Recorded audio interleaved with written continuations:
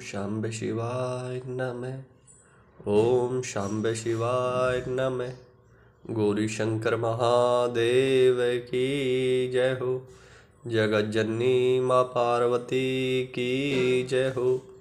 सभी साधकों और सभी भक्तों की जय हो। आज की हमारी चर्चा, आज का हमारा सत्संग भगवान शिव की सगुण और निर्गुण स्वरूप का वर्णन है। तो सभी साधक विषय को, चर्चा को बहुत ध्यान से सुने। बहुत ही महत्वपूर्ण विषय है। ऋषिगण बोलते हैं सूत जी से, हे सूत जी, शिव जी कौन है और विष्णु कौन है, रुद्र कौन है तथा ब्रह्मा कौन है और इनमें निर्गुण कौन है? कृपया करके हम लोगों को इस संशय को दूर कीजिए।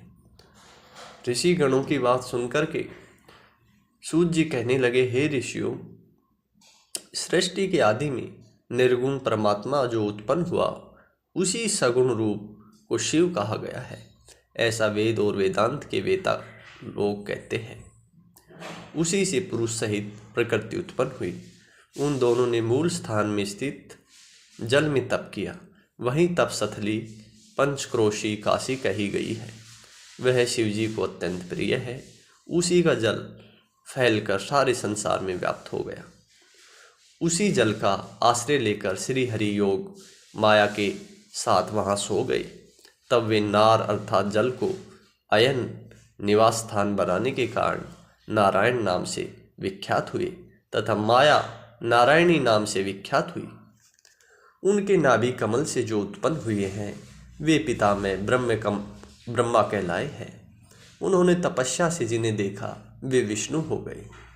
हे विद्वानों, किसी समय उन दोनों के विवाद को शांत करने के लिए निर्गुण शिव ने जिस रूप का साक्षात्कार कराया, वह महादेव नाम से प्रसिद्ध हुआ।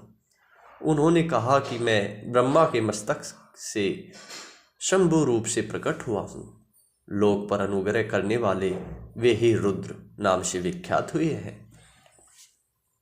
इस प्रकार भक्तों के ऊपर वात्सल्य भाव प्रकट करने वाले वे शिव जी ही सबके चिंतन का विषय बनने के लिए रूप रहित होते हुए भी रूपवान होकर साक्षात रुद्र रूप में प्रकट हुए हैं। पूर्णतः त्रिगुण रहित शिव में एवं गुणों के धाम रुद्र में वस्तुतः कोई भेद नहीं है। जैसे सुवर्ण एवं उससे बनने आभूषण में कोई अंतर नहीं होता, ये दोनों ही एक समान रूप तथा कर्म वाले, समान रूप से भक्तों को गति देने वाले, समान रूप से सबके द्वारा सेवनीय और अनेक प्रकार की लीलाएं करने वाले हैं। भयानक पराक्रम वाले रुद्र कभी शिव रूप ही है। वे भक्तों का कार्य करने के लिए प्रकट होते हैं और ब्रह्मा तथा विष्णु की सहायता करते हैं। अन्य जो लोग उत्पन्न हुए हैं, वे कर्म अनुसार लय को प्राप्त होते हैं, किंतु रुद्र ऐसे नहीं है। रुद्र शिव में विलीन होते हैं। सभी प्राकृत देवता क्रम से मिलकर विलीन हो जाते हैं, किंतु रुद्र उन विष्णु आदि में मिलकर विलीन नहीं होते, ऐसी वेदों की आज्ञा है। सभी रुद्र का भजन करते हैं, किंतु रुद्र किसी का भजन नहीं करते। कभी कभी भक्त वत्सलता के वश में वे अपने आप अपने भक्तों का भजन करते हैं। हे साधकों, हे भक्तों, जो लोग नित्य अन्य देवता का भजन करते हैं, वे उसी में लीन होकर बहुत समय के बाद उसी से रुद्र को प्राप्त होते हैं। जो कोई रुद्र भक्त है, वह उसी क्षण शिव तत्व को प्राप्त हो जाते हैं, क्योंकि अन्य देवताओं की अपेक्षा नहीं होती। यह सनातनी श्रुति है।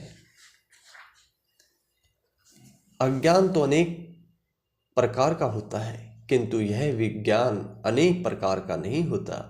मैं उस विज्ञान को समझाने की रीति कहता हूँ, आप लोग आदर पूर्वक उन्हें सुने। इस लोक में ब्रह्मा से लेकर तृण पर्यंत जो कुछ दिखाई देता है, वह सब कुछ शिव ही है।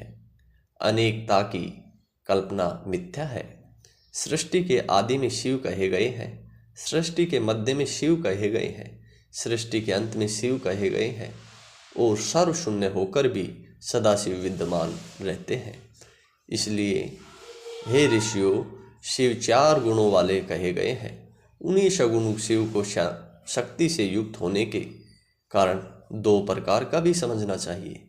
जिसने विष्णु को सनातन वेदों का उपाध्याय किया, अनेक वर्ण, अनेक मात्रा, ध्यान तथा अपनी पूजा का रहस्य बताया, वे शिव संपूर्ण विद्याओं के अधिपति है।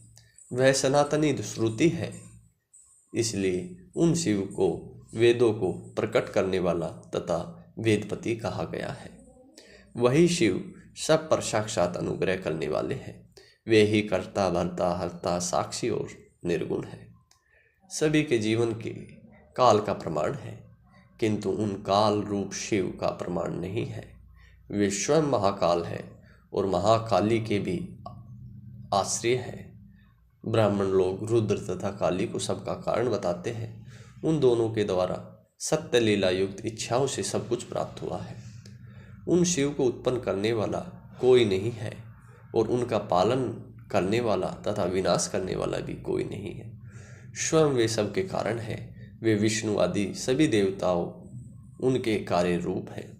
वे शिव जी स्वयं ही कारण और कार्य रूप है, किंतु उनका कारण कोई ऐसा नहीं है। वे एक बार होकर भी अनेक है और अनेक होकर भी एकात्मता को प्राप्त होते हैं।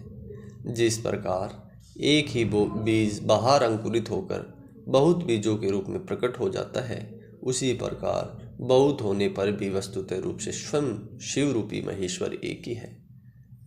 तो यह उत्तम शिव विषय ज्ञान सार्थ रूप से मेरे द्वारा कह दिया गया है। इसे ज्ञानवान पुरुष ही जानता है। तो सभी साधकों, सभी भक्तों को आज के हमारा सत्संग, हमारी चर्चा कैसी लगी जरूर बताएं। सभी साधकों, सभी भक्तों को ओम नमः शिवाय, हर हर महादेव।